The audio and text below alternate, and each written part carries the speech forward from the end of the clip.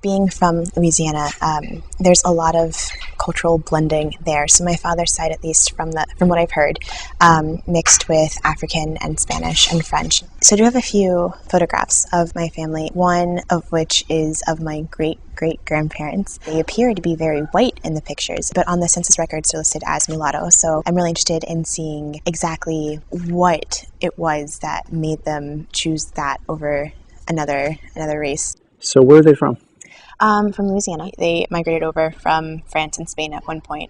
And so I was really surprised because looking at census records for them, I could have sworn that they would have been at least descendants of the immigrants, but they are listed as mulatto still. So the mixing apparently occurred before them even. Oh, sure. That's probably some mixture of Acadian families, and then, of course, probably a mixture of some former slaves. A family could be listed as mulatto in one census, black or African American and Negro in another census, and sometimes even white. It depending who the enumerator was. Generally, the enumerator was a paid person that really didn't know the family, and they made the judgment themselves. They didn't say, "What are you?" especially if the person can pass one way or the other.